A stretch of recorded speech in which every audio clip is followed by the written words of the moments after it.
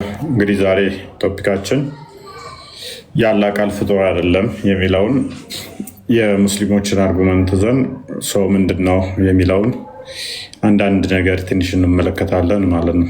ሰው ቁርአን ምንድን ነው የሚለውን እንመለከታለን። እሱን እናያለን ማለት ነው። እንደዛ ነው። ምን ይመስላችኋል? እንደዛ ብናይ ዩቲዩብ ላይ ያላችሁ ቪዲዮ ካያችሁ በኋላ ላይክ፣ ኮሜንት፣ ሰብስክራይብ ምናምን እያደረጋችሁ በዩቲዩብም ያላችሁ ሰላም ብለናል። በእንደዚህ አይነት መልኩ እንቀጥላለን። ሙስሊሞች ላኩና ቆንጆ ምሽት ይኖረናል ማለት ነው የምንማማርበት።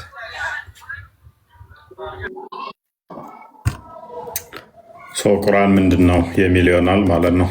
ቁርአን የአላህ ቃል ነው ብለው ይላሉ።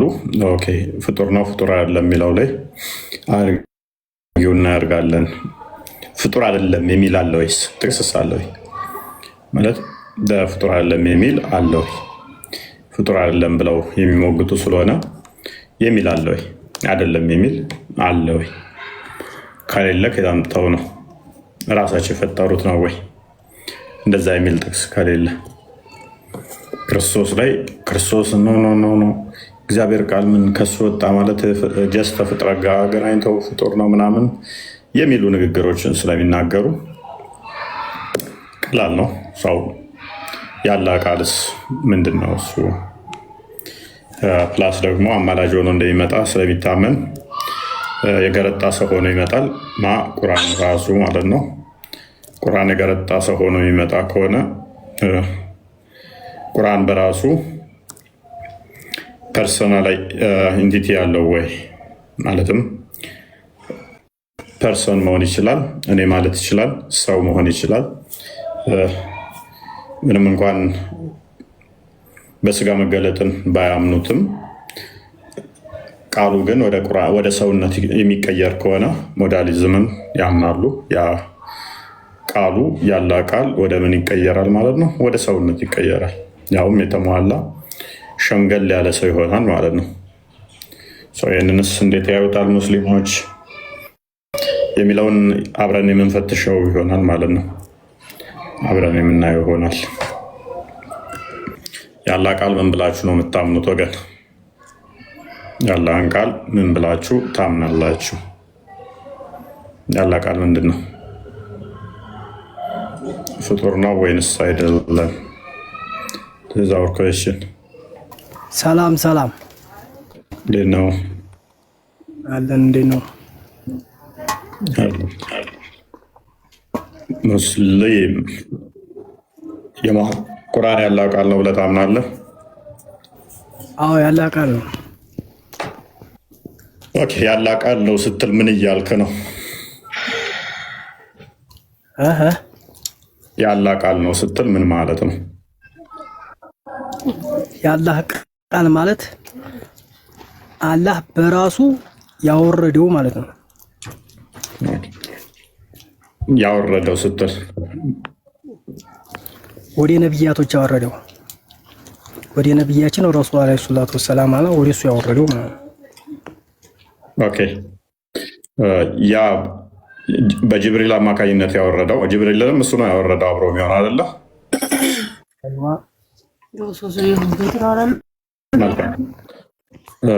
ቁርአኑ ልክ እንደ ጅብሪል ፍጡር ነው? ፍጡር ነው ወይ? ቁርአንማ ቃል ነው። ኦኬ ያ ቃሉ ፍጡር ነው ፍጡር አይደለም? ፍጡር ነው እንጂ።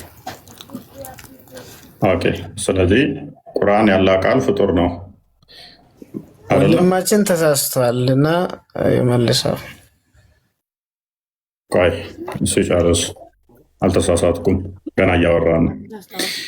አላህ ያወረደው በጅብሪል አማካኝነት ነው አለ ቁርአንን። በጅብሪል አማካኝነት ወደ ማን ነው የወረደው? ወደ ነብያችን ረሱል አለይሂ ሰላቱ ወሰላም። ኦኬ ያ የወረደው ቁርአን ወደ ጅብሪል የወረደው ቁርአን ተብሎ ይጠራል አይደል?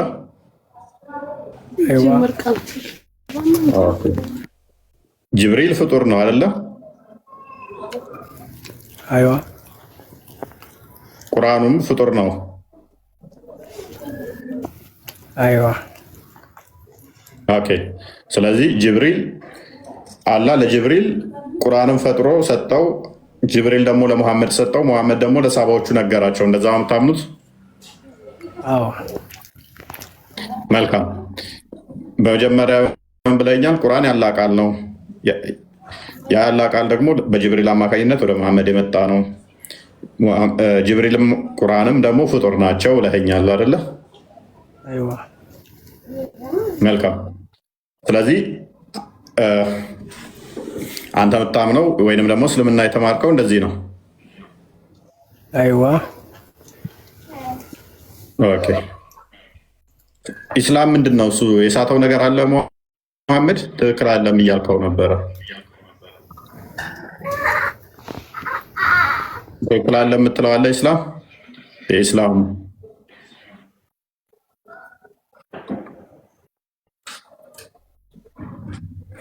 የኢስላሙ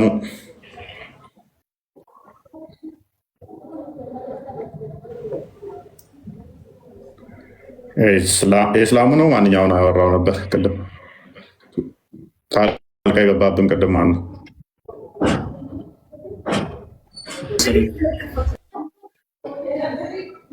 ኦኬ የኢስላሙ አሁን መቀጠል ትችላለህ። ትክክል አላችሁም ቅድም ስላልከን ምንድነው ትክክል አልሆን ነው? ቁርአን በሙሐመድ ላይ የወረደ በጅብሪል አማካኝነት ሲሆን ጅብሪልም ሆነ ቁርአን ፍጡር ናቸው ብሏል። ወንድም ለምሳሌ እዚህ ላይ ስህተት አለ?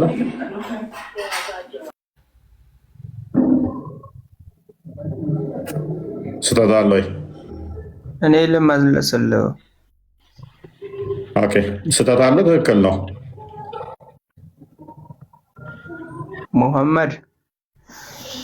ሙሐመድ ላይ ፍጡር ነው ማለት ሳይሆን ቁርአን የአላህ ቃል ነው። ቃል ደግሞ ትእዛዝ ነው። አሁን ለምሳሌ ኢየሱስንም ኩን ፈየኩን በሚል ቃሉ ነው ያስገኘው። ኩን አለው ሆነ። ማን ጠየቀ? ትእዛዝማ ብዙ ትእዛዞች አሉ። ፍጡር ነው ፍጡር አይደለም ተባልክ እንጂ ቀላል ነው። ተስማማው። ትእዛዝ ይሁን ቃል ማለት ትእዛዝ ነው አልከኝ። ሰው ትእዛዝ ፍጡር ነው ፍጡር አይደለም።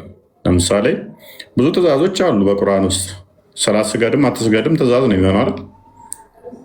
እንዴት ወሲብ ማድረግ እንዳለባችሁም ትእዛዝ ነው እሱ የወረዱት በቁርአን ውስጥ። ሽንት ቤት ስገባ ምን በል የሚለውም ትእዛዝ ነው። ያ ትእዛዙ ፍጡር ነው ፍጡር አይደለም?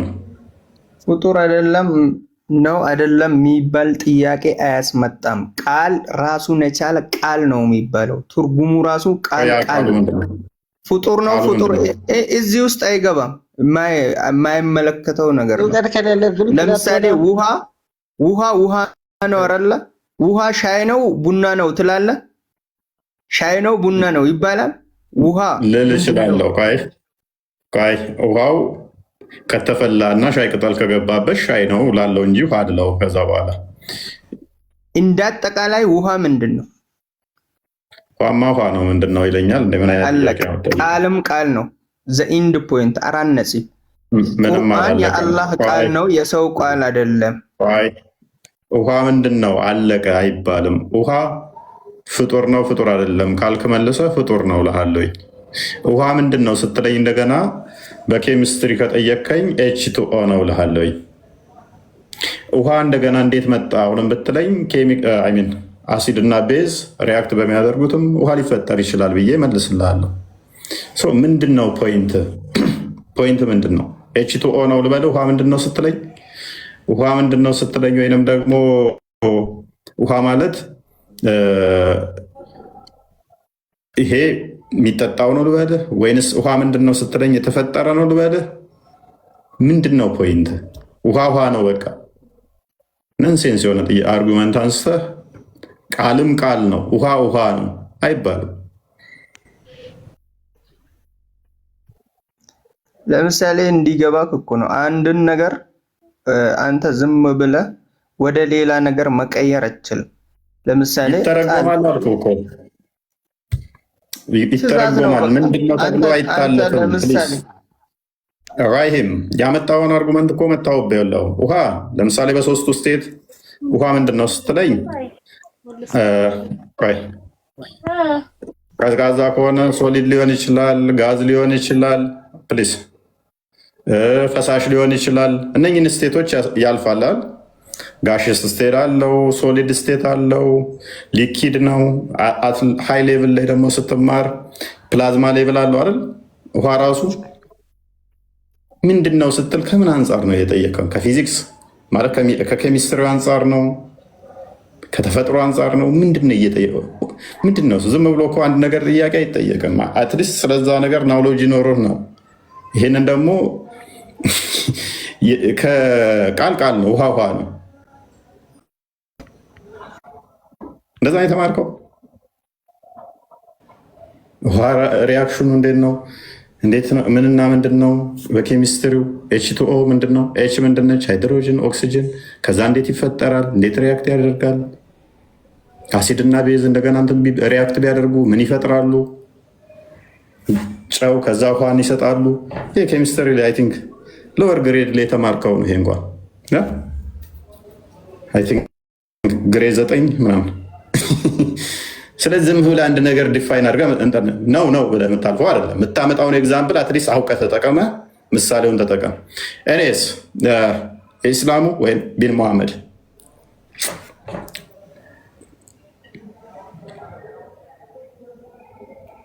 ወይ አሉ እንኳን ደህና መጣ።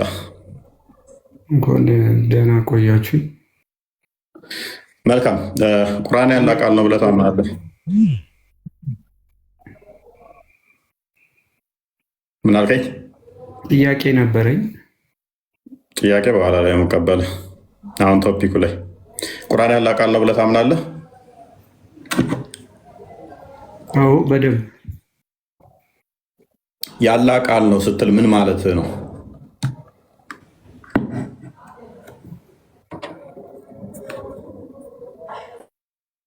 ያላ ቃል ነው ማለት ስትል አልገባኝም። ጥያቄ ያላ ቃል ነው ሲባል ምን ለማለት ነው? አላህ የፈጠረው ነው ለማለት ነው ወይንስ አላህ የተናገረው ነው? አላህ የተናገረው። ኦኬ። ስለዚህ አላህ ሊተራል የተናገረው ነው።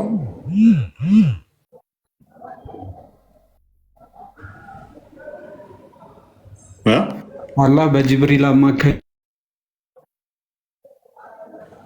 ምን እድንግ ተቋርጣል።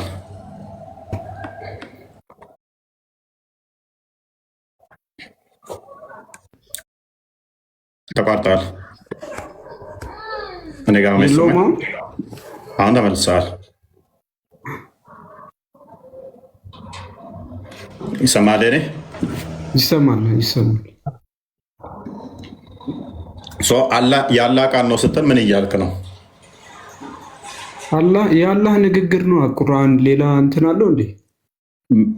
ኦኬ። አላህ ስለዚህ የተናገረው ነው ማለት ነው።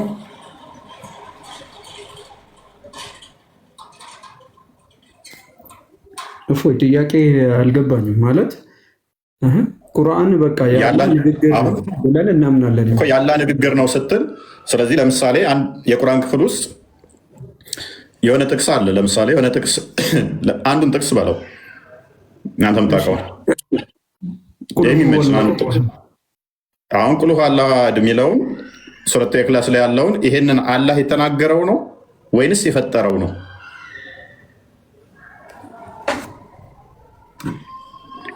ቁል ሁወ አላሁ አሐድ ብሎ አላህ የተናገረው ነው። ስለዚህ አላህ ቁልሁ አላሁ አሐድ ብሎ ተናገረ ማለት ነው። ቁል ሁወ አላሁ አሐድ ብሎ ለጅብሪል ነገረው። ጅብሪል ደግሞ ለረሱል ሰለላሁ ዐለይሂ ወሰለም አመጣላቸው በዋሂ። መልካም። ስለዚህ አላህ እንደኔ ነው የሚናገረው ማለት ነው። አይ ቁል ሁወ አላሁ አሐድ አላሁ ሰመድ ለም ያሊድ ወለም ይውለድ ይላል። አንድም ቢጤ ቁል አላሁ አሐድ አላሁ ሰመድ ለም የሊድ ወለም ይውለድ ወለም የኩን ለሁ ኩፉወን አሐድ። እሱ እንዳለው አምሳያም ቢጤም የለውም። ምን አለ መሰለህ አሁን ቆይ አንዴ መሐመድ ጣልቃ ትግባ። በንግግር ደረጃ እንዲህ ነው የተናገረው እንዳልከው እኔም እንደተናገርኩት እሱም እንዲህ ነው የተናገረው ወይስ ሌላ ዳያሎግ? ቆይ መሐመድ ጣልቃ ትግባ ፕሊስ፣ አትረብሽ። አሊያም አወርዳለሁ። ከኋላ ሴቷ እየረበሸች ነው ስታወሩ እንትን ይላል። ማይክ አታንሳ። እኔ አምሳያለሁ የለውም የሚለው ላይ ያለው አሁን አላሁ አሃድ ብሎ እንደተናገረው እንዲህ የተናገረው ነው ብለኸኛል። ስለዚህ ቃሉ እንዲህ ከሆነ የተናገረው እኔ እንደተናገርኩት ነው የተናገረው ማለት ነው። እንደዛ ካለን ማለት ነው አምሳያ ኖረው ማለት እኮ ነው። አሁን እኔ የሚገርመኝ እኮ እሱ ነው። ሊትራሊ እሱ ባህሪው ነው ቃሉ ነው ባልከው መሰረት ቁል አላሁ አሃድ አላሁ ሰመድ ለም የሊድ ወለም ዩውለድ ወለም የኩን ለሁ ኩፉወን አሃድ ብሎ ለጅብሪል አላህ እንዲህ ቃል በቃል ከተናገረ በድምፅ እኔም ይኸው በድምፅ እንዲተናገርኩኝ፣ ስለዚህ አምሳያ አለው እያልከኝ ነው? አይ የፍጡርና የአምላክ እንትን ባህሪ አንድ አይደለም። በድምፅ አይደለም እንደዚህ የነገረው ለጅብሪል አልኩ እኮ ድምፁ አሁን እኔ እናንተ አሁን እንደዚህ እንደምናወራው አይነት እንደዚህ ነው። አሁን የከሌ ድምፅ ነው እንደሚባለው አሁን አንተ ስታወራኝ የእፎይ ድምፅ ነው፣ እኔ ሳወራ ደግሞ የእኔ ድምፅ ነው እንደምንለው እንደዛ አይነት ባህሪ ወይም ደግሞ እንደዛ አይነት የሆነ ከሌላ ፍጡር ጋር የምናመሳስልበት ምንም አይነት መንገድ የለም። ስለዚህ ጅብሪል አስተካክሎ ነው ያመጣው ማለት ነው። አላህ በሌላ አይነት ዜማ ነግሮት ጅብሪል ደግሞ በሌላ ዜማ ለሙሐመድ ነገረው። ሙሐመድ ደግሞ ለእናንተ በሌላ ዜማ ነገራችሁ እዛ። ምክንያቱም አንድ አይነት ካልሆነ በደንብ አስተውል። ቃሉ አንድ አይነት ካልሆነ ቃሉ ያላህ ነው ካልክ ቃሉ አንድ አይነት ካልሆነ ያላህ ቃል ሊሆን አይችልም ማለት ነው። ምን ብለሃል? ቁርአን ያላህ ቃል ነው ብለሃል። አሁን እኔ ላይ ስትለኝ ቆይ እሱ ያንተ ቃል ነው ምናምን ብለሃል። ቃሉ ያላህ ከሆነ ያንኑ ቃል ያላህን ነው አንተ የምትለው ማለት ነው። እንዴት ቀጥታ ያላህን ቃል እያልከው ካልሆነ አላህ እንዳለው እያልክ ካልሆነ በመሀል የነበረው ጅብሪል አሻሽሎታል ማለት ነው። ለምሳሌ ሎክ ቁል አላሁ አሃድ የሚለውን አላህ ለምሳሌ እንደዚህ ቃል በቃል እንደዚህ አንተ እንደምቀራው ካላለ ሚል ከሆነ ለምሳሌ ከዛ ጅብሪል ደግሞ መጥቶ ቁል አላሁ አሃድ ብሎ ካስተማረ ለሙሐመድ አላህ የተናገረውና ጅብሪል የተናገረው አንድ አይሆንም ማለት ነው። ስለዚህ ምን አድርጓል ማለት ነው? ጅብሪል ከአላህ የሰማውን ቃል አሻሽሎ የራሱን ሞዲፋይ አድርጎ ለሙሐመድ ነግሮታል ማለት ነው። አይ እንደዛ አይነት ስልጣኑ ይላል። እንደዛ ካሌለው ቀጥታ አላህና አንተ መቀሩት ተመሳሳይ ነው የሚሆነው ማለት ነው። ቁርአን ያሞነ ያለ ንግግር ነው አይደል? ከአንተ ጋር ተመሳሳይ የሆነ ንግግር ማለት ነው። ተመሳሳይ የምትለዋን ያዝልኛ። አይሆንማ፣ ተመሳሳይ አይደለማ።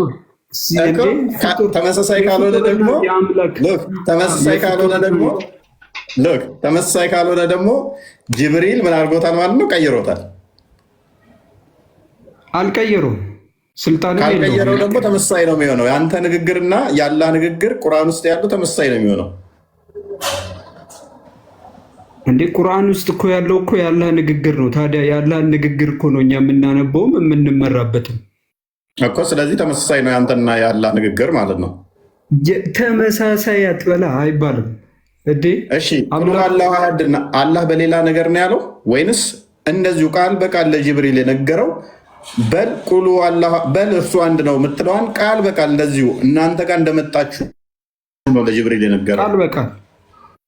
ስለዚህ አንተም ቃል በቃል ስትላት አላህ እንዳለው ነው የምትለው ማለት ነው። ሚንስ ተመሳሳይ ናችሁ።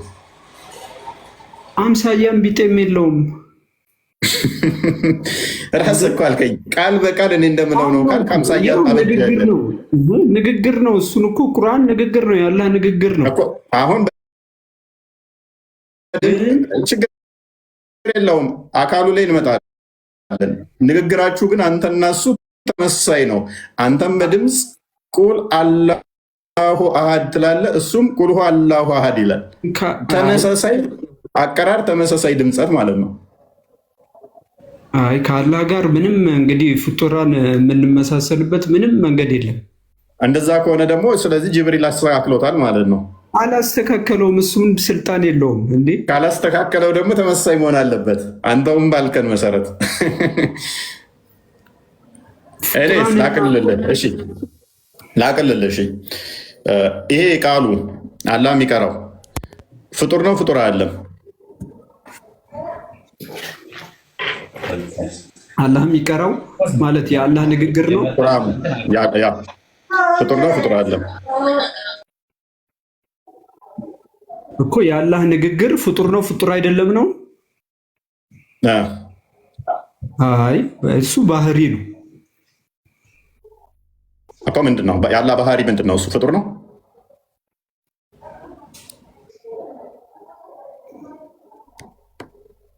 የአላህ ንግግር እንዴት ፍጡር ይሆናል? ራሱ ቃሉ እኮ ነው፣ አንዴ ንግግሩ ነው። ስለዚህ ፍጡር አይደለም ማለት ነው።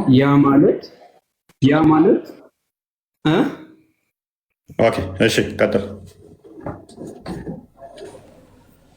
ያ ማለት አሁን ቁርአንን ሲያወርድልን ለእኛ በመላእክቱ ወደ ረሱል ሲመጣ ንግግሩ ነው፣ የእሱ ንግግር ነው እንጂ የሚመጣው ፍጡር አይደለም፣ የተፈጠረ ነገር አይደለም። ኦኬ፣ ስለዚህ የተፈጠረ ካልሆነ ባህሪው ከሆነ ለምሳሌ ቁል ሁወ አላሁ አሐድ የሚለው በል እርሱ አላህ አንዱ ነው ነው አይደለ? ትርጉሙ ፍጡር ያልሆነው በል እርሱ አንድ ነው የሚለው ነው ወይንስ ቁል ሁወ አላሁ አሐድ የሚለው ነው ፍጡር ያልሆነው?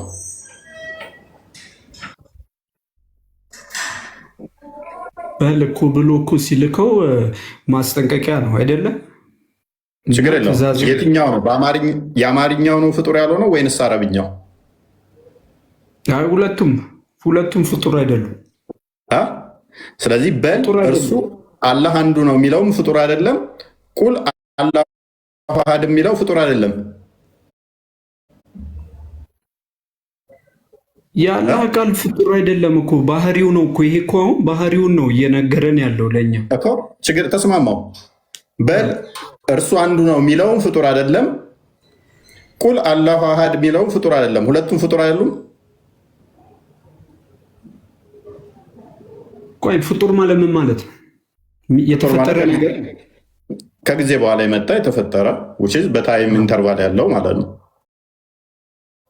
ከጊዜ በፊት ወይንም ደግሞ ዘመን ሳይፈጠር ጊዜ ሳይቆጠር ያልነበረ ማለት ነው። ስለዚህ ታዲያ እንዴት ቃል ፍጡር ይሆናል? ቃል እኮ ከአንተ ጋር አብሮ የሚኖር ነው። ለምሳሌ አንተ ቃል ብትሳደብ ፍጡር አይደለም እንዴ? አንተ ውጤት አይደል እንዴ? እናንተ የምትሰሩትም ፍጡር ነው ይላል አልቁርአኑ። ስለዚህ አንተ የምታደርገው የምትሰራውን ፍጡር ነው የሚሆነው። ምክንያቱም ከጊዜ በኋላ ይመጣ ስለሆነ ታይም ሳይፈጠር ዘመን ሳይቆጠር ቃልህ ከአንተ ተለይቶ ሊኖር አይችልም። ከጊዜ በኋላ የመጣ ነገር በሙሉ ፍጡር ነው። ዘመን የሚቆጠርለት ወይም ደግሞ ኦኬ፣ አልሰማም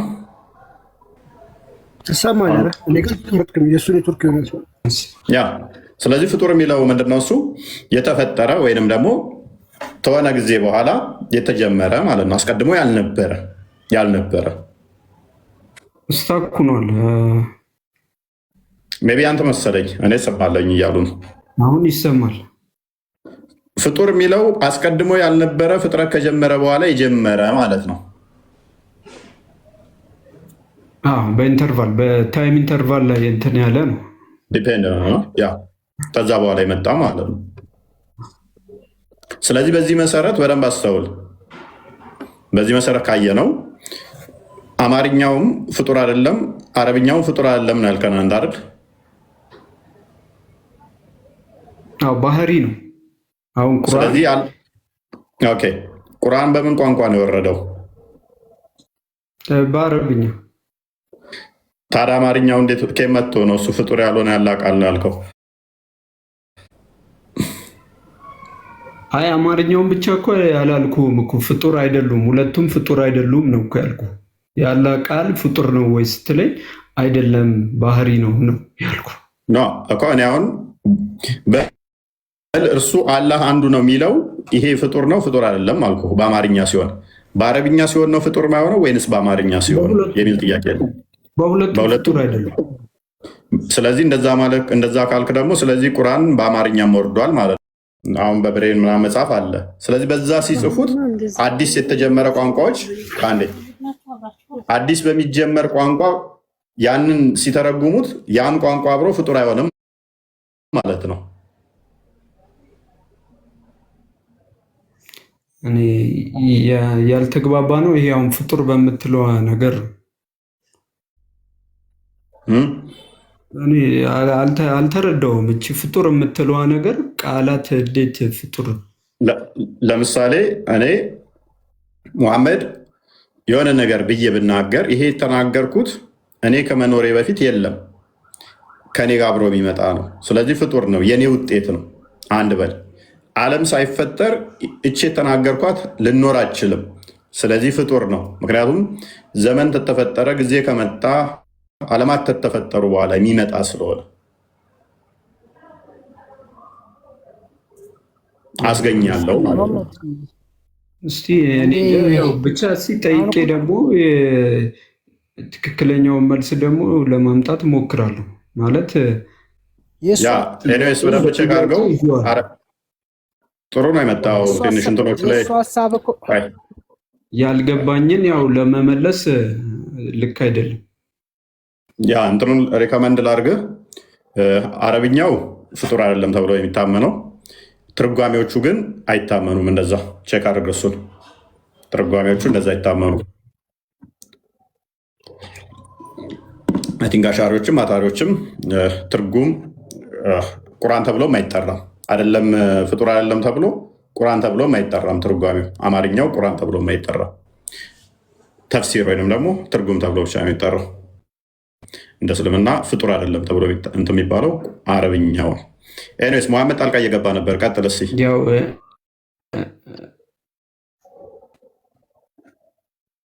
አይ ሀሳብህ አንተ ለምሳሌ ቁርአን አላህ የተናገረው ነው ሲልህ፣ አይ ከተናገረማ እሱ እንደኔ ቢጤ ነው ለማለት እንደሆነ ገብቶኝ ነው። በቃ ያንተ ሀሳብ እንደዛ ነው። አይ እሱን እኮ አለፍኩት እኮ ኦልሞስት እንደዛ እንደሆነ እኮ አርጊው ማድረግ እንደማትችሉ አውቃለሁ። ግን እሱን አለፍኩና አሁን ፍጡር ነው ፍጡር አይደለም ወደ ዋናው እኔ ፖይንቴ ላይ ወደዛ ለመመለስ ስለፈለግኩ ነው። ኤኒዌይስ ፍጡር አይደለም ብለህ ነው የምታምነው አንተ። ፍጡር ነው ብለህ የምታምነው ባይዞ ሙሐመድ ወጥተሃል። ሙሐመድ ማን ነው የሚለው ስምህ? በአራቱም መዛብ ሙሐመድ አሚን በአራቱም መዛብ በተለይም አታሪ ኮንግ በአስቸኳይ ተውበት አድርገህ ማትመለስ ከሆነ ይላል ኢማም ሐንበሊ ማለት ነው፣ ታመህ መጠየቅ የለብህም፣ ከአንተ ጋር መብረት መደረግ የለበትም፣ ከአንተም ትምህርት ሊወሰድ አይገባም ነው የሚለው። ኢብን አይደለም ቁርአንን ፍጡር ብለህ ቁርአን ምንድን ነው ፍጡር ነው ፍጡር አይደለም ተብለህ ተጠይቀህ ፍጡርም አልልም ፍጡር አይደለም አልልም ብለህ ዝም ብትል እንኳን እንደ መዛቦች ከእስልምና ያስወጣል። እንደ ጥያቄ ይዘውና በሌላ ቀን ያው ስመጣ ለመመለስ እሞክራለሁ። ያው ያንተን አይደለም እኔ ሙሐመድ አሊን ነው ያልኩት። ሙሐመድ አሚን ሶሪ፣ እሱ ፍጡር ነው ስላለ ነው ቁርአን ፍጡር ነው ብሎ ነው ያለው። እሱ ያላ ቃል ፍጡር ነው። ምን አይነት ችግር እንደሚያመጣብህ እይ። ሙሐመድ አሚን ቁርአን ያላ ቃል ነው ብለህ ነው ያመንከው አይደለ? ቁርአን ያላ ቃል ነው ብለሃል። ያላ ቃል ባህሪው ነው ብለሃል። ደግሞም ፍጡር ነው ብለሃል። ያ ማለት ምን ማለት ነው? አላህ አለ ፍጡር ያልሆነ ፍጥረትን የፈጠረ ቃል አለው። በቃሉ ፍጥረትን ይፈጥራል። ቃሉ ራሱ ፍጡር ነው አልከን። ስለዚህ ቃሉ ፍጡር ከሆነ በቃሉ ደግሞ ፍጥረትን የሚፈጥር ከሆነ ስለዚህ አላህ ቃሉን ፈጠረና በቃሉ ደግሞ ፈጠረ ማለት ነው። ፈጥሮ ፈጠረበት ማለት ነው። አሁን ችግሩ ምን መሰለ? እዚህ ጋር ቃሉ የተፈጠረ ከሆነ ቃሉን የፈጠረ ሌላ ቃል ያስፈልጋል። ያንን ቃል የፈጠረ ደግሞ ሌላ ቃል ያስፈጥራል። ያንን ቃል ደግሞ ለመፍጠር ሌላ ቃል ይፈልጋል። ስለዚህ ምን ይሆናል? ወደ ኢንፋይናይት ውስጥ ይገባል ማለት ነው። ያንን ቃልም የፈጠረ ሌላ ቃል መምጣት አለበት። አንደኛ። ሁለተኛ ደግሞ አላህ እንዲዳ ያደርገዋል። ፍጥረት መጀመሪያ ወደ መጨረሻ ስለሚኖረው አላህ ቃሉን ከመፍጠሩ በፊት ምን ይሆናል ማለት ነው? ሚዩት ነበር ወይም ደግሞ ዲዳ ነበር፣ ቃል አልባ ይሆናል ማለት ነው። አምላክ ቃል አልነበረውም ዲዳ ነበር ሚል ያመጣባል። አላህ ቃሉ ፍጡር ነው ወይንም ባህሪው ነው ብለህ ከዛ ፍጡር ነው ካልክ ማለት ነው። ደግሞም ለመናገር አላህ ራሱ ቃሉ ምንድነው? እሱ የፍጡር ባህሪን ገንዘብ ያደረገ ነው ማለት ነው። ቤቢ አግኝተዋል ሙሐመድ? መሐመድ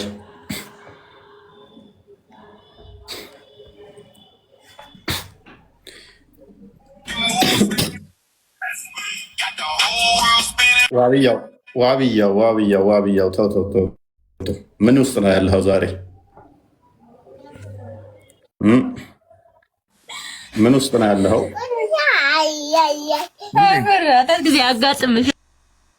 ዛሬ የሚገቡት ሁሉ ህፃናት ልጆች ይዘው እንደሚገቡት ህፃናት ድምጽ ይሰማል። ምን ነው አለው? አልሐምዱሊላህ ይመስገን። ማለት ምን ውስጥ ሆነ ነው ስለኛ እኮ ደንገጥ ብዬ ነው። የሆነ መንዙማ ነው ዘፈን የሆነ ነገር ሰማሁኝ ስገባ። ቲክቶክ እያየሁ ነበር፣ ድንገት መጥቶ ነው።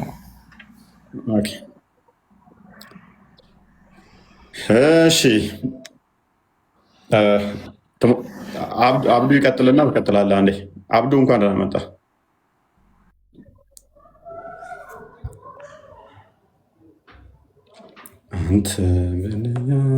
አብዱ ይሰማል?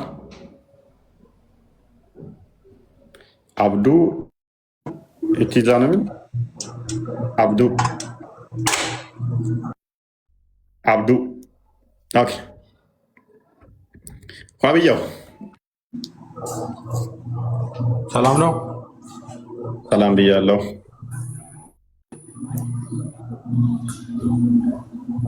አብዱ ይናገር ሰው አለ እንዴ? ዋብያው ይቀድማል።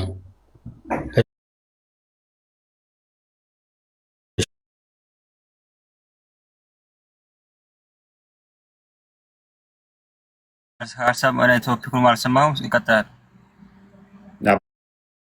አላቃለ ነው እንዳታዝገኝ ነው ትለቅለታለህ። ምንንም ማዝግ እኔ ያው አልሰማሁም። ያው አላቃለ ነው ቁርአን ያላቃል ነው የሚለው ጋር በተያያዘ እንትን እያልን ነው። ኦኬ አብዱ ቀጥል። እሺ አብዱል ቴንክ ዩ ሜቢ ሰምታቸዋል። ምን አልከኝ? ሰምተሃል? ጥያቄያችን ነበር ቁርአን የአላህ ቃል ነው ወይስ አይደለም ነው። ሜቢ ፈቃደኛ ከሆንክ አቂዳ ማወቅ እችላለሁ።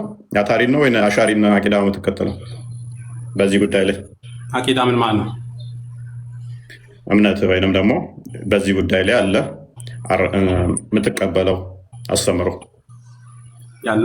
የአላህ ቃል ፍጥረት አይደለም። ይሄ ነው የአላህ ፍጥረት አይደለም ስትል ቃሉ የተፈጠራለን ቃሉ የራሱ ነው። ኦኬ ቃሉ ስትል ለምሳሌ ምኑን ይዘህ ነው? ፊደላቱንም ያካትታል፣ ድምፀቱንም ያካትታል። እንዴት ነው? የተናገረውም ሊናገር ያሰበውም የእሱ ቃል ነው። ለምሳሌ አሁን ከቁርአን ውስጥ ይሄ ፍጡር አይደለም ስትል እስኪ ያስረዳል። የምፈልገውን ክፍል ጥቀስና ፍጡር አይደለም ስትል ይሄ ከአላህ የወረደ ቃል ነው ይላል። ለምሳሌ ኦኬ አላህ ደግሞ ፈጣሪ ነው።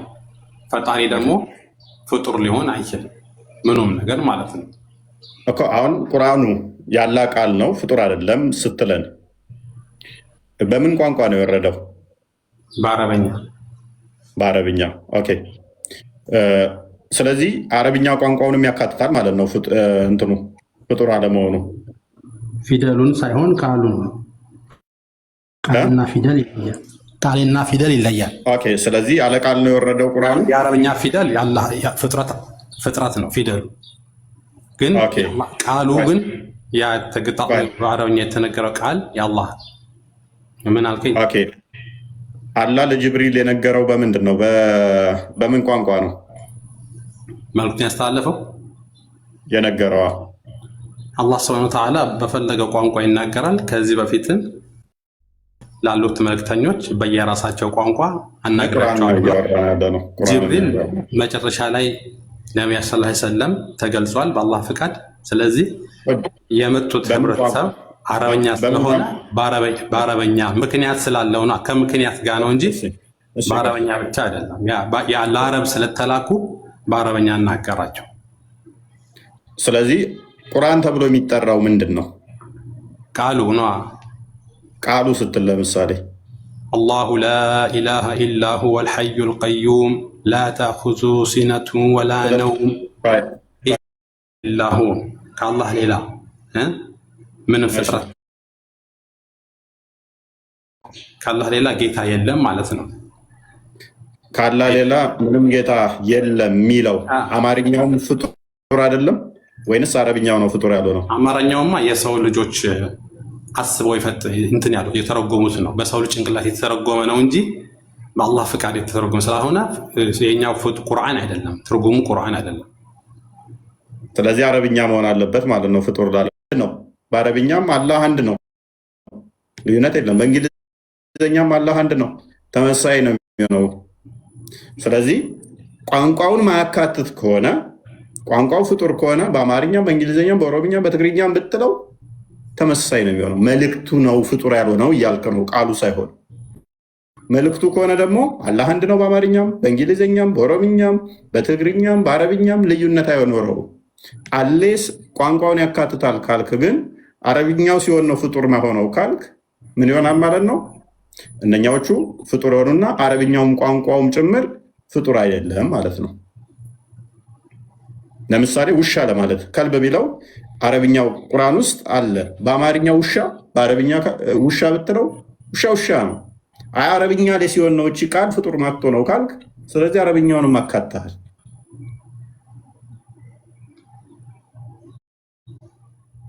አሁን ለምሳሌ ቁል ሁወ አላሁ አሐድ ይላል አይደል? አላህ ስብሐነሁ ወተዓላ ምንድነው ብለው የሚተረጎም ይሄ አላህ አንድ ነው አይደል? በል አላህ አንድ ነው። አዎ በል ቁል። አረበኛው ግን አሐድ የሚለው በዩኒክ ዋን ነው። በዩኒክ ዋን ማለት ማለት ማተር ያደርጋል አንዱ ነው ማለት ነው። ስለዚህ አሁን ቆይ ስለዚህ ቅድም እንዳልኩ ነው። ለምሳሌ ከልብ የሚለው አረብኛው ቁርአን ውስጥ ፍጡር አይደለም ስትል ከልብም ነው ውሻ ነው። በአማርኛ ውሻ አልኩት። ምንድን ነው ልዩነቱ? አይ በአማርኛ ሲሆን ይሄ ፍጡር ነው፣ በአረብኛ ስትጠራው ግን ይህንን ውሻ ፍጡር አይደለም። ስለዚህ ቋንቋውን ኮንሲደር እያደረክ ነው ፍጡር አይደለም የምትለው። ቃሉን ነው እንጂ ቋንቋን አይደለም አልኩ። ቃሉ እኮ አለ ቋንቋ እኮ አይኖርም ወንድማችን። ቃሉ ከቋንቋ የአረበኛ ቋንቋ ሁሉ በዛ አይነት አንተ የምትለው ፍጡር ነው የምትለው ማለት ነው። ማለት የአረበኛ ተናጋሪዎች በጠቅላላ አሉ። ለምሳሌ እንደዛ ከሆነ እነሱን እንዴት ነው የምታስባቸው አንተ? እንዴት ነው የምታስባቸው ማለት ከአላህ ጋር እኩል እያደረግካቸው ነው የሚናገሩትን ቃል አንተ ነህ እኮ እንደዛ ብለህ የምትረዳቸው። ምክንያቱም ለምሳሌ ቁርአን ውስጥ ያሉ ቃላቶች ፍጡር አይደሉም ብለህ ነው የምታምነው አይደለ? ለምሳሌ በቁርአን ውስጥ የተጠቀሱት ቃላቶች ፍጡር አይደሉም ያላ ቃል ናቸው ብለህ ነው የምታምነው። እነኛን ቃላቶች ግን ሊትሬቸር ላይ ሊጠቀማቸው ሰንበዲ በአረብኛ ይችላል። ሊትሬቸር ላይ አረብኛውን እነኛን ቃላቶች ሲጠቀማቸው ፍጡር ናቸው ብላችሁ ትረዳላችሁ። ቁርአኑ ስታገኟቸው ደግሞ ለምሳሌ አሊፍ ላም ሚም የሚለውን ቁርአን ላይ ስታገኘው ይሄ አሊፍ ላም ሚም የሚለው ፍጡር አይደለም ብለህ ትረዳለህ። አንድ ሰው ግን የሆነ ግጥም እየጻፈ አሊፍ ላም ሚም ቢል ፍጡር ነው ብለህ ነው የምትረዳው። መጽሐፉ ላይ ደግሞ ይሄ እናንተ አረዳሉ።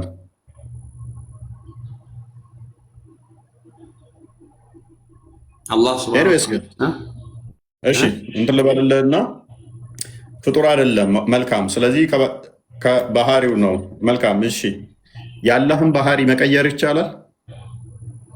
ማን ይቀይረዋል የአላህን ባህሪ? ስለዚህ ምንም መቀየር አይቻልም። አስቀድሞ የነበረ ነው፣ እንደዛው የሚቀጥል ነው አይደለ? የአላህ ባህሪ ማለት ምን ማለት ነው? ቃሉ የአላህ ቃል ፍጡር አይደለም ብለህ ተስማማን። ባህሪው ነው ብለህ ታምናለህ ነው አይደለም ብለህ የምታምነው? ባህሪው ነው መናገር ነው ባህሪው። ቃሉ ግን የእሱ ነው። ኦኬ መናገርና ቃሉ ይለያል። መልካም። እሺ መናገሩ ባህሪው ነው። ቃሉስ ምንድን ነው? ቃሉስ የሱ ነው፣ ፍጡር አይደለም። የሱ ነው፣ የራሱ ነው። መልካም። መናገሩስ ፍጡር ነው አይደለም? ባህሪው ነው። መልካም። እሺ፣ ከዚህ ጋር ተያይዞ ባህሪው ነው፣ ፍጡር አይደለም። መልካም፣ ተስማማው። እንደያ ከሆነ መለወጥም አይችልም ሊለወጥም አይችልም አይደለ? which means ፍጡራን ሊቀይሩት አይችሉም። የሱን ቃል ባህሪው ሊቀየር አይችልም። ኦልሬዲ አስቀድሞ ነበረ፣ ግዴታ ይሆናል አይደለ? የአላህን ቃል ሊለውጥ አይችልም ማንም ሰው። ምክንያቱም ለምሳሌ አላህ Subhanahu Wa Ta'ala በእኔ ያመነ በብቸኝነት የመሰከረ በላኳቸው ሁሉ ነቢያቶች ያመነ ጀነት አስገባዋለሁ ብሎ ቃል ይገባል። ያን ቃል ማንም መጥቶ ሊሽር አይችልም። መልካም። እሱ አሁን ችግር የለውም። እሱ አሁን የአንተ ምርጫ ላይ የተጠጋ ነው። ማለትም ካመንክ ያገነት ትገባለህ፣ ካላመንክ ደግሞ ጋነም ትገባለህ። ቺዝ የአንተ ምርጫ የሰጠ ነው። ገብተዋል አባባሌ? ያ ቃሉ ግን ማንም ሊቀይረው አይችልም። የእሱን ቃል ራይት፣ ያ የገባውን ቃል ማንም አለውጠውም። መልካም። በዚሁ መሰረት እስቲ ሱራ 108 አንዴ እንመልከተው። እስቲ አንዴ ቃል ክፈትልን። 108 ስንት? አንዴ ሄድና እሺ፣ በቀራ ማነሳ 111 አንዴ እቀጥላለሁ። አንተ ጋር ቆይ ዋብያ።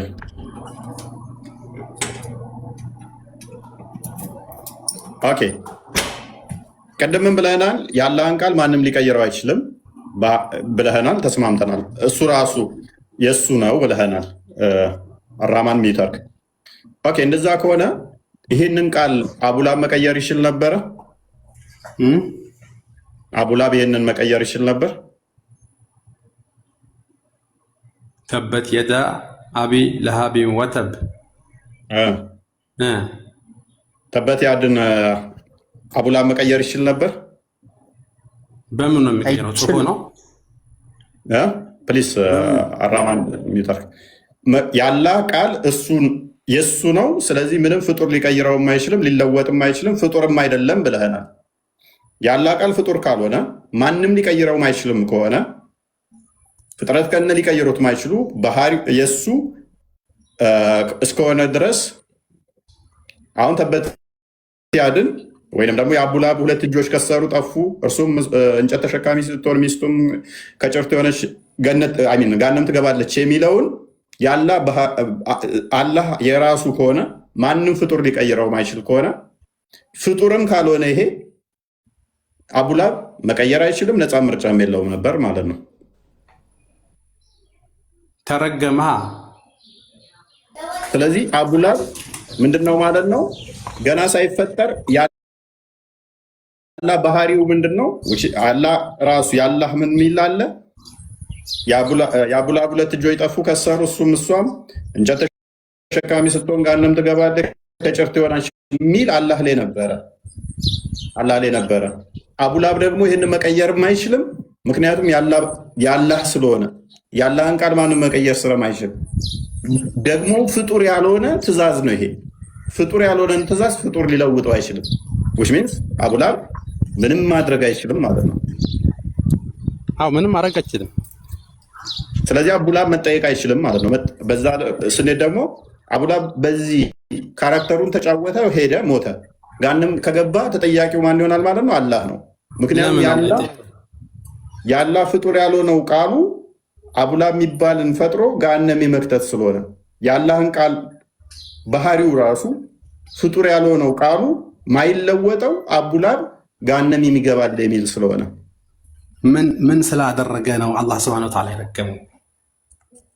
ህዝቦቻቸውን ሰብስበው ከማድረግ አያያዝም።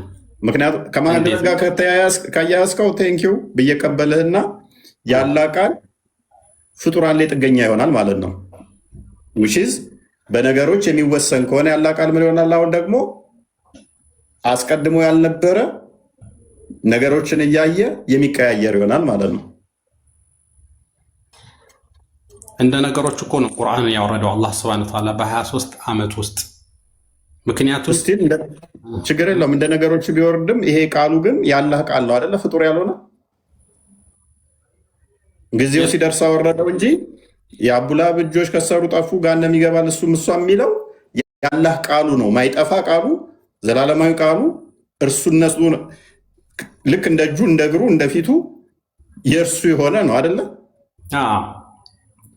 ይሄንን ደግሞ ፍጡራን ሊቀይሩት አይችሉም። እጁን ልቀይር እንደማችል የአላህን አይን መቀየር እንደማችል ሁሉ ቃሉን መቀየር ማችል ከሆነ አቡላብም ሆነ አንተ ራስህ ዛሬ የምመጣው የአላህን አይን ማቀየር ካልሆንክ አብዱል እንደዚህ ይሆናል እንደዚህ ነው ብሎ ካለህ መቀየር እኮ አይችልም። በቃ ምክንያቱም ልክ እንደ አይኑ እንደ እጁ ቃሉ ኦልሬዲ ስለነበር ማለት ነው እኮ። በአላህ ስብሐነ ወተዓላ ሁሉን ነገር ሲወስንና ቀድር ሲያደርግ በመጀመሪያ ደረጃ በአንድ በኩል ብቻ አይደለም የሚጻፍለት። ያ ሰውዬ ምርጫ ሰጥቶታል። በዛ ህዝብ ሁሉ መሃል ተነስቶ ብቻውን ነቢያ ሰለላሁ ዐለይሂ ወሰለም አጎት ነው ነቢያ ሰለላሁ ዐለይሂ ወሰለምን ተቃወመ ማለት ነው። አሳዲቁ ለልዓለሚን ካሏቸው በኋላ እኔ የምነግራችሁን ነገር ታምናላችሁ ወይ? ከዚህ በኋላ ጀርባ ጠላት ይመጣል ብላችሁ ታምናላችሁ ወይ ሲላቸው አዎ እናምናለን አሉት። እንግዲያውስ ልንገራችሁ፣ እኔ ከአላህ የተላኩ መልእክተኛ ነኝ፣ ከእሳት ላድናችሁ ነው የመጣሁት ብሎ ሲናገር ምንድነው እምነት ሲባል አላህ ስብሐነ ወተዓላ በብቸኝነት ማመን ነው። 365 ጣዖታችን ተው ሲላቸው ከዛ መሃል የአቡ ለሃብ የሚባል ሰውዬ አላህ ስብሐነ ወተዓላ ምርጫ ሰጥቶታል። ያን ነገር መቀበል ወይ አለመቀበል። ሁለቱም ነገር በአላህ ስብሐነ ወተዓላ የታወቀ ነው። ቢቀበል አላህ ስብሐነ ወተዓላ ወደ ጀነት ይከተዋል። ባይቀበል ደግሞ አላህ ስብሐነ ወተዓላ በግልጽ እንደዚህ ይነግረዋል ማለት ነው። ስለዚህ ምን አይነት ስህተት ያመጣብሃል መሰለህ? የአላህ ቃል ይህ አይቀየርም ብለን ተነስተናል።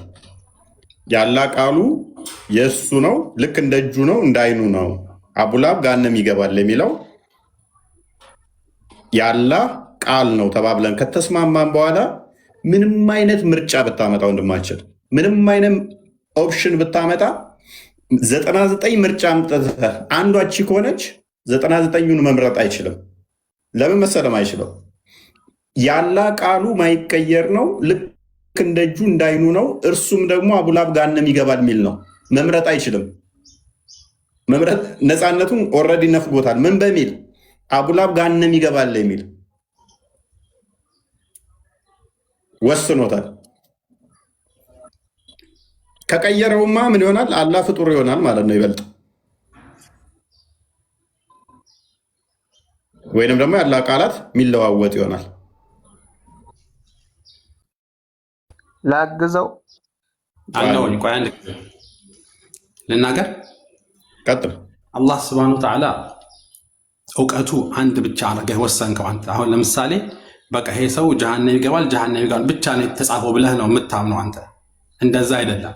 አላህ ስብሐነ ወተዓላ አሁን ለምሳሌ በምሳሌ ብነግርህ እኔ ስቶፕ ሳይ መኪና እየነዳው ዝም ብዬ ገብቼ ሳላይ ዋናውን መንገድ ሳላይ ስገባ በፍጥነት መኪና መጣ። ያ መኪና ሊገጨኝ ብሎ ቆመ። ሳይገጨኝ አክሲደንቱ ሳይፈጠር ማለት ነው። አሁን ያ አክሲደንቱ አለመፈጠሩ አላህ ያውቀዋል። ያ ደግሞ ሳይሆን ቀርቶ ያ አክሲደንት ቢፈጠር ያልተፈጠረው ነገር ማለት ነው፣ ገና አልተፈጠረም እኮ።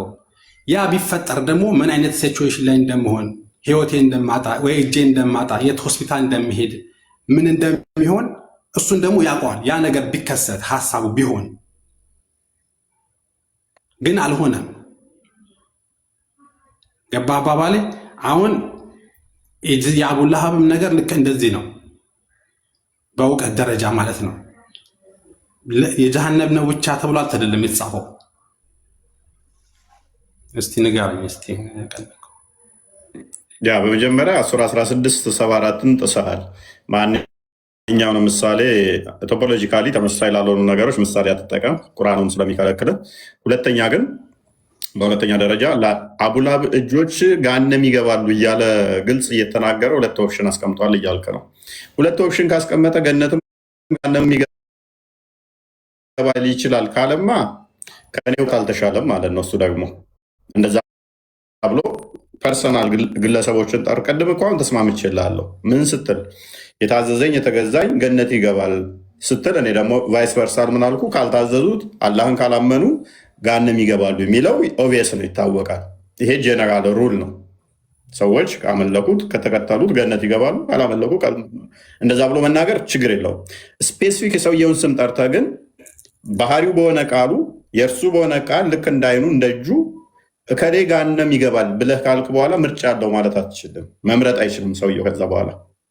ምክንያቱም ያ ፍጡር ያልሆነው ቃሉን ፍጡር የሆነው ሰውዬ ሊቀየር ስለማይችል ምንም አማራጭ ስለሌለው እንደማይቀይርም እኮ ሰሃቦች እኮ አንተ በህይወት ዘመኑ ኑሯል። ያ ነገር ከተፈጠረ በኋላ በውሸት እንኳን መስክር፣ በውሸት ላኢላሃ ኢለላህ መሐመድ ረሱሉላህ ብለህ ይሄኛውን የተፈረደበትን የጀሃነም የተባለውን ነገር እስቲ ውሸት አስተባብል አሉት። ግን እሱ በህይወት ዘመኑ የኖረ ያችን ላኢላሃ ኢለላህ ቃል እስኪሞት ድረስ አላለም። ይሄ አንደኛው እንደውም የአላህ ሱብሃነሁ ወተዓላ መናገሩ ነው። ይሄንኛ አዋጣህም ፎልሲፊኬሽን ቴስት ይባላል። ይሄ ፎልሲፊኬሽን ቴስት ውስጥ ተገባ መልሶ ሙሐመድ ፎልስ ይሆናል፣ ስህተተኛ ይሆናል። ለምሳሌ እናንተ የምትገዙትን እኔ አልገዛም፣ እኔ መገዛውን እናንተ አትገዙም ብሎ ነበር ሙሐመድ። ከዛ በኋላ ግን ጣዖታውያን ሙሐመድ የሚገዛውን የተገዙት ብዙ አሉ። እናንተ የምትገዙትን አልገዛም፣ እኔ የምገዛውን እናንተ አትገዙም ካላቸው በኋላ የተገዙታሉ። ይሄንን ፎልሲፊኬሽን ቴስት በሚባለው ሎጂክ ከሄድክ ሙሐመድ መልሶ በዚኛው ይመታል። ፕላስ ደግሞ እብለትን በቀጣጠፈ በሙሐመድ ላይ የሚለው ሱራ 6 93 ወይም 92 አካባቢ ላይ ሙሐመድን ከጻፍኩለት ውጭ አያቅም የሚለው ከዛ ቁርአንን ሲጽፍለት የነበረው ወደ ከእስልምና የወጣውና ከዛ በኋላ ሙሐመድ ምንም አያቅም ያለው እሱ ኃይለኛ ቅጣት እንደሚቀጣ ተተናገረው በኋላ ያንኛው ሰውዬ ግን ተመልሷል። ሊያስገድለው የነበረው ሙሐመድ ማለት ነው ተመልሷል። አሁንም በፎልሲፊኬሽን ቴስት ከሄድክ ፌል ያደርጋል ማለት ነው።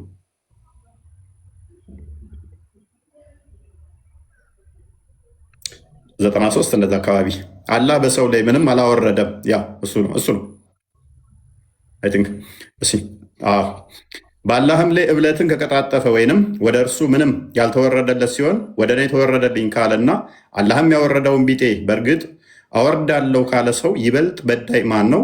በደለኞችንም በሞት መከራዎች ውስጥ በሆነን ጊዜ መላእክት እጆቻቸውን ዘርጊዎች ሆነው ለቅጥጥብ ነፍሶቻቸውን አውጡ፣ በአላህ ላይ እውነትን ያልሆነ ነገር ትናገሩ በነበራችሁትና ከአንቀጾቻችን ትኮሩ በነበራችሁት ምክንያት ዛሬ የውርደትን ቅጣት ትመነዳላችሁ የሚላቸው ሲሆን ብታይ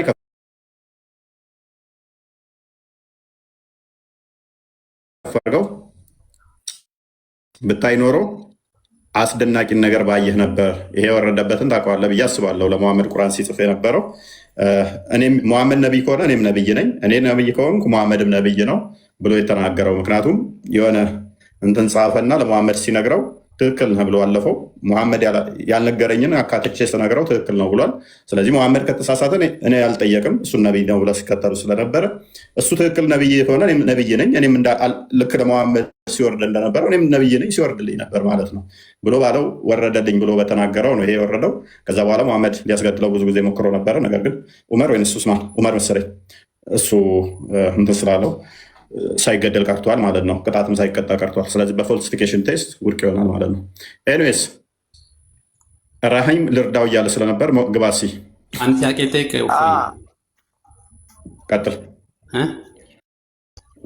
ቀጥል። እኔ የምለው በአንደኛ መልእክት ዮሐንስ ላይ ምዕራፍ 4 አካባቢ ላይ እግዚአብሔር ፍቅር ነው ይላል አይደል? እሺ አንደኛ ዮሐንስ ምዕራፍ 4 ቁጥር 8 አንደኛ ዮሐንስ ምዕራፍ 4 ቁጥር 16 እግዚአብሔር ፍቅር ነው፣ ፍቅር የሌለው እግዚአብሔር አያውቅም ይላል። እሺ እና ፍቅር ይፈቀራል እንጂ አያፈቅርም ማለት። እሺ ይፈቀራል ማለት ምን ማለት ነው? ለምሳሌ እግዚአብሔር ብርሃን ነው ይላል። እግዚአብሔር ብርሃን ነው ሲል የምታየውን ብርሃን ማለት ነው። መልሶ ደግሞ ማቴዎስ ወንጌል ምዕራፍ 5 ቁጥር 30 አካባቢ እንደዛ እናንተ የዓለም ብርሃን ናችሁ፣ ብርሃናችሁ በሰው ላይ ሊበራ ይገባል ይላል። ኦኬ ቀጥል። አንተ ጋም ስላለ ማለት ነው። ለምሳሌ አላህ ኑር ተብሎ ይጠራል፣ ብርሃን ተብሎ ይጠራል። ብርሃን ባየ ቁጥር ግን ብርሃን ነው ማለት ነው ማለት አችልም። ስለዚህ እግዚአብሔር ፍቅር ነው ሲል ፍቅር ባህሪውን የሚገልጽበት ነው። ያ ፍቅሩም ደግሞ ለፍጡራን ሲሆን እግዚአብሔር የሰጠውን ለምሳሌ አንድ ልጁን እስከ መውለድ ድረስ እንደሰጠ ፍቅር እንዴት እንደሆነ እንዴት እንደተገለጠ ዮሐንስ ወንጌል ምዕራፍ 3 ቁጥር 16 ላይ ፍቅር ምን እንደሆነ ገለጸው ማለት ነው። እንዲሁም ደግሞ ማቴዎስ ወንጌል ምዕራፍ 11 ቁጥር 20 ምናምን አካባቢ ላይ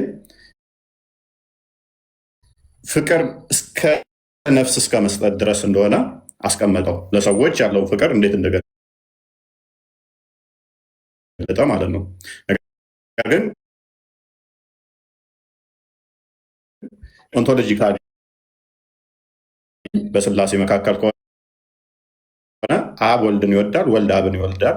ይህንን ኦንቶሎጂካሊ የሚነገር ነው። ኢኮኖሚካሊ ከሆነ ደግሞ ክርስቶስ ወይም ደግሞ አብ ልጁን እንዴት ስለኛ የሰጠውን ፍቅሩን እሱን ይቀመጣል። እንዲሁም ደግሞ ሮሜ ምዕራፍ 6 ላይ 6 ወይም 5 ላይ ከቁጥር 6 ጀምሮ ፍቅር ምን እንደሆነ ዛሬ ያስቀምጠዋል ማለት ነው።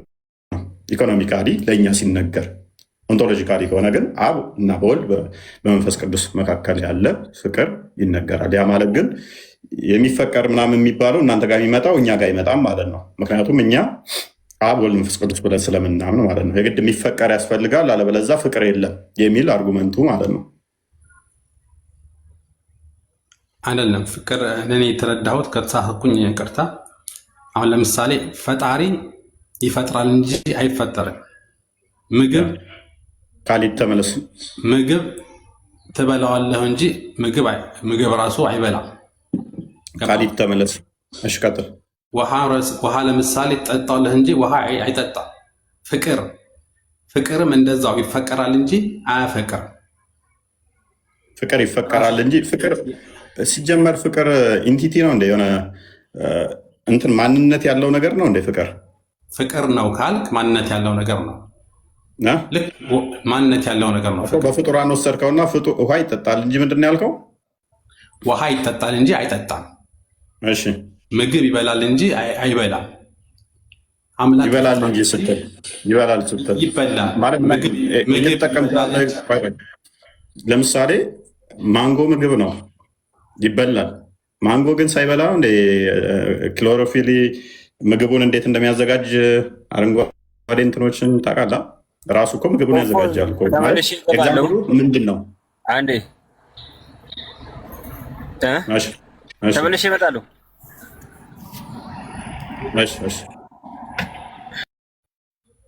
ራማን ቀጥል። እሺ ያ አንተ ያልከው ይብቃኝ። ኦኬ ቀጥል። እሺ ምንድን ነው ፖይንትም የማይገናኝ ኤግዛምፕል እያገናኘ ነው። ምግብ ይበላል ምንድን ነው ምን አገናኘው? ማለት እግዚአብሔርን እናፈቅረዋለን እንጂ አያፈቅረንም ማለት ነው። ፍቅሩን እንዴት እንደገለጸ እኮ ነገርኩህ እኮ። ፍቅሩን እንዴት እንደገለጸ ፍቅር ምን እንደሆነም ደግሞ እግዚአብሔር ፍቅር ነው ሲባል ለእኛ ኢኮኖሚካሊ እንዴት ነው እሱ ፍቅሩን እንዴት ገለጸ ከሆነ ሮሜ ምዕራፍ 5 ቁጥር 6 ነው። ቼክ አድርግልኝ። ከኛ አንጻር ሲገለጥ ምንድን ነው ፍቅር? ቃል አለ እየከፈትኩ ነው። 5:6 ሁለተኛ 5:6 ወይ ነው 6 ቼክ አድርገው። ኦኬ ገና ደካሞች ሳለን ክርስቶስ ዘመኑ ሲደርስ ስለ ኃጢአተኞች ሞቷልና፣ ስለ ጻድቅ የሚሞት በጭንቅ ይገኛል። ስለኛ ያለውን ይልቁንስ እንግዲህ አሁን በደሙ ከጸደቅን በእርሱ ከቁጣው እንድናለን። ጠላቶች ሳለን ከእግዚአብሔር ጋር በልጁ ሞት ከታረቅን፣ ይልቁንም ከታረቅን በኋላ በሕይወቱ እንድናለን እያለ ይቀጥላል። ኤኒዌይስ ስለዚህ እግዚአብሔር ለእኛ ያለው ፍቅሩን እንዴት ገለጸልን? ፍቅር ምንድን ነው? እስከ ሞት ድረስ እኛ አንፈልግህም፣ እሱ ፍቅሩን ለእኛ ገለጸልን። የመጨረሻ ፍቅር አገላለጽ ይሄ ነው ማለት ነው። ያ ማቴዎስ ወንጌል ምዕራፍ 11 ቁጥር አይ ዶንት ኖ ፍቅር ከዚህ በላይ የለም የሚለውን አስቀምጠው እንትን በለኝ እስኪ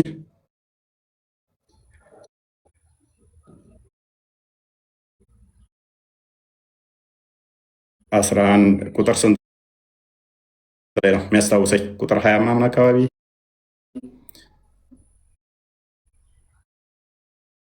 ፍቅር ከሞት እስከ ሞት ድረስ ከመስጠት የተለየ ፍቅር የለም። ቁጥሩን ረስቼዋለሁ። ዮሐንስ ወንጌል ምዕራፍ 25 ቁጥር 23 ኦኬ ሁሉ የሚያስታውሰኝ ፍቅር ከዚህ የለም የሚለው ምክንያቱም ለምወደው ሰው ምን ልታደርግ ትችላለህ? ብዙ ነገር ልታደርግ ትችላለህ። እስከ ሞት ድረስ ከመውደድ በላይ ግን ፍቅር የለም። እስከ ሞት ከመውደድ የተሻለ ፍቅር የለም። ዮሐንስ ወንጌል ምዕራፍ 15 ቁጥር 23 እያሉ ነው። አይዶ ነው ቼክ አድርገው